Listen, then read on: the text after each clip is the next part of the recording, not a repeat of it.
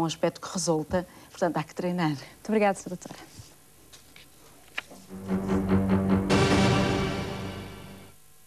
Os olhos existem para andar na claridade. É que os benefícios do sol são muitos, mas há cuidados que não podem ser esquecidos. Uns bons óculos de sol que protejam os olhos das radiações mais perigosas são essenciais e saber escolher é fundamental. Esta mulher tem poucas probabilidades de vir a ter cataratas. Os olhos estão sempre à sombra. Vários especialistas chegaram à conclusão que as mulheres muçulmanas sofrem menos de problemas de olhos, como as cataratas, do que a maioria das mulheres dos países ocidentais.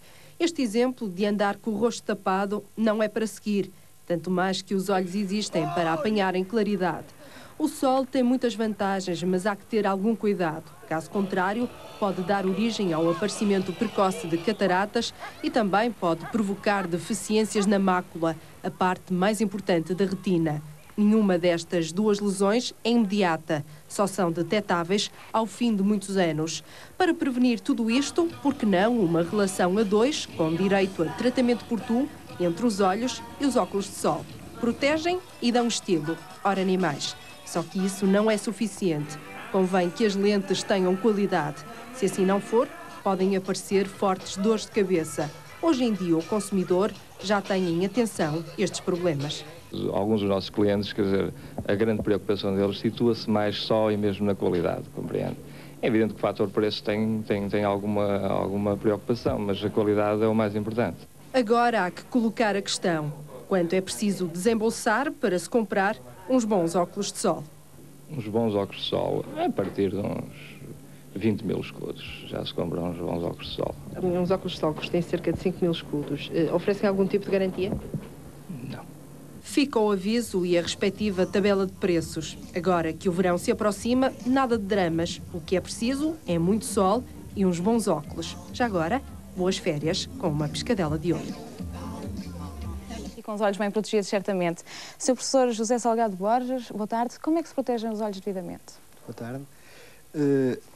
Como acabámos de ver ao longo deste programa, não é só os olhos que devem ser protegidos do sol, e mesmo a pele, como vimos na primeira intervenção daquele colega dermatologista, os raios ultravioletas têm como problema causar, nomeadamente, o cancro da pele. A nível dos olhos, também são os raios ultravioletas, nomeadamente a radiação mais próxima da luz visível, portanto, os raios ultravioleta B, que provocam diferentes alterações, como que acelerando o envelhecimento das estruturas oculares. Vimos também nesta última reportagem o facto de ser chamada a atenção para as cataratas, portanto, consiste em um envelhecimento normal do cristalino, que, de facto, com a exposição prolongada e repetida ao sol, nomeadamente aos raios ultravioletas, serão acelerados esses processos degenerativos ou do envelhecimento normal pela exposição ao sol e, nomeadamente, as radiações ultravioletas. E os olhos protegem-se do sol com os bons óculos? O que são os bons óculos, afinal? Portanto, para além daquelas medidas que acabamos de ver, um chapéu protegerá a pele e os olhos, uns bons óculos de sol serão aqueles que permitirão o indivíduo ter a sua vida normal num ambiente com bastante luminosidade, portanto, que lhe combatam o encandeamento, mas que protejam fundamentalmente os olhos das radiações ultravioletas. Portanto, é fundamental as radiações ultravioletas, as radiações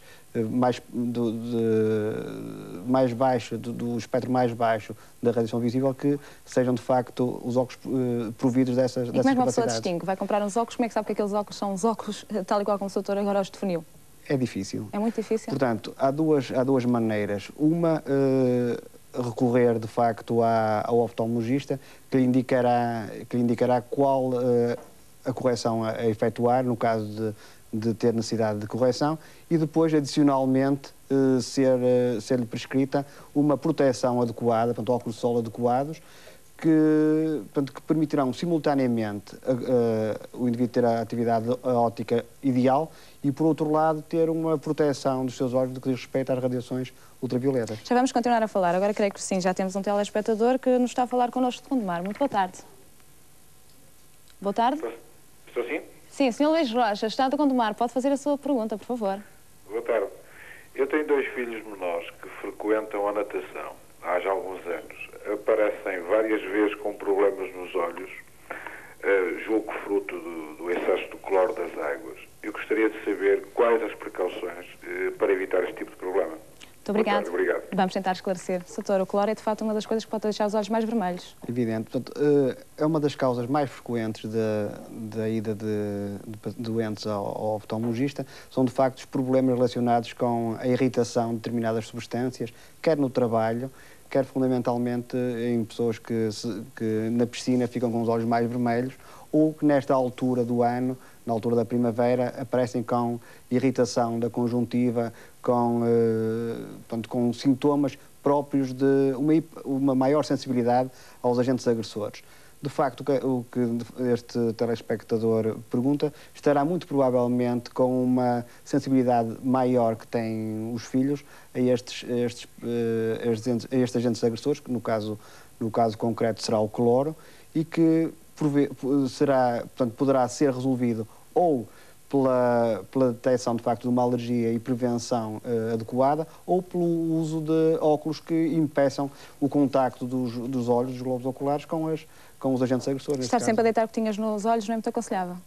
Depende. Há doentes que só conseguem ver, de facto, pondo gotinhas dos olhos. As gotinhas dos olhos podem ser um tratamento, podem ser uma profilaxia, podem ser evitar o aparecimento de outras doenças.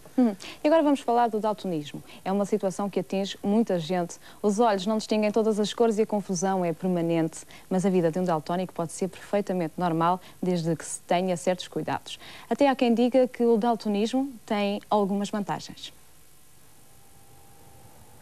Um daltónico ligeiro vê o mundo com todas as cores, o problema é conseguir distingui-las. Confusão, por exemplo, às vezes com o bege com verde, até às vezes bege com cinzento, às vezes com o próprio cinzento.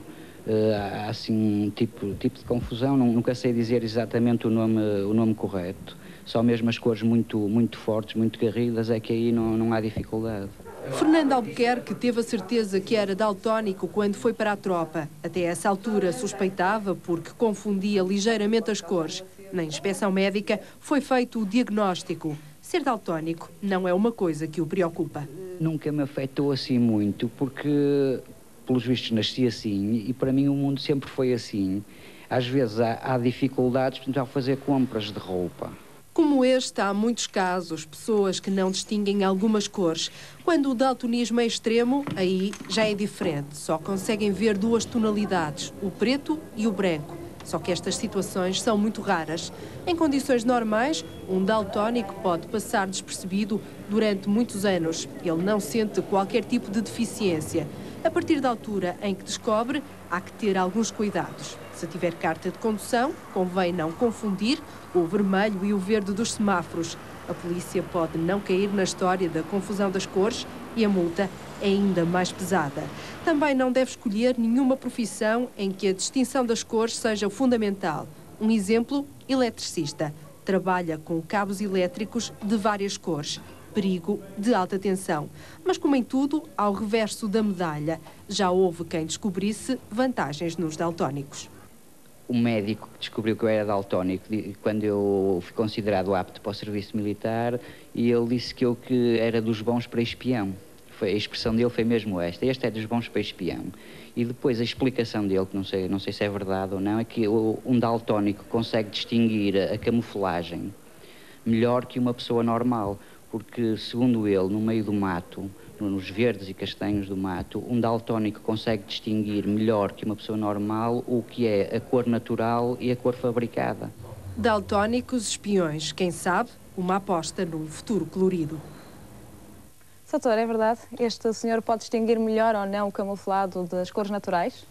O que este senhor refere, o primeiro aspecto que é curioso, é que só detectou o problema quando chegou ao serviço militar. E, de facto, é o que surge nos daltónicos, que são indivíduos que ainda são um número bastante apreciável na população em geral, são cerca de 7% da população em geral, mais frequente no sexo masculino, como é o caso deste senhor, e que só se apercebem, portanto, que vivem o seu dia-a-dia com uma realidade própria deles e que, de facto, poderão ter aspectos diferentes. E o daltonismo não é uma entidade muito linear e pode surgir com uma dificuldade de, pura e simplesmente, dificuldade de discriminar as cores, portanto, o que é vermelho do que é verde, mas, por outro lado, há uma transição por vezes, muito brusca nos contrastes. E aí, O que é que provoca o daltonismo, Sr. Doutor? Portanto, há duas situações diferentes, como disse muito bem. Portanto, para provocar o daltonismo podemos ter uma causa hereditária ou congénita, que surge desde o nascimento, ou então secundária a medicamentos, secundária a doenças próprias dos olhos, como a catarata, como o glaucoma, como a diabetes, que podem também provocar alteração na discriminação das cores. Muito rapidamente, aquele senhor pode ou não pode distinguir melhor o camuflado do natural? É natural que consiga, em determinadas circunstâncias e consoante a luminosidade que incidir sobre os objetos que está a focar, de ver com mais precisão do que outras pessoas o que é, de facto, camuflado e do que será real. Creio que temos mais uma telespectadora em contato connosco. Muito boa tarde. Dona Ana Brito, de Lisboa. Boa tarde. Penso que não, já não está. Neste momento é difícil entrar em contato com ela. Doutor, mais uma pergunta que pode ser muito importante para quem tem filhos pequeninos. Quando é que se pode perceber que uma criança tem dificuldades de visão? Em princípio, há várias atitudes, várias situações em que o comportamento da criança nos pode alertar para um problema de visão.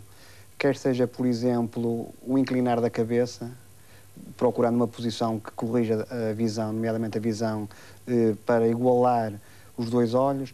Por exemplo, uma criança que se aproxima muito dos objetos, mais do que as outras crianças, nomeadamente no infantário ou na escola.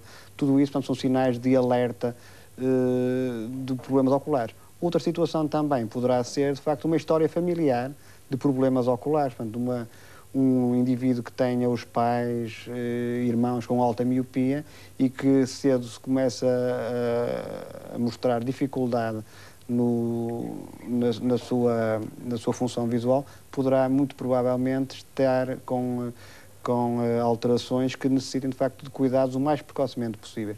Ou então um próprio estrabismo, uma criança que nos aparece com um olho desviado ou com ambos os olhos desviados em determinadas circunstâncias, deve alertar os pais ou os educadores para uma situação que poderá ser grave.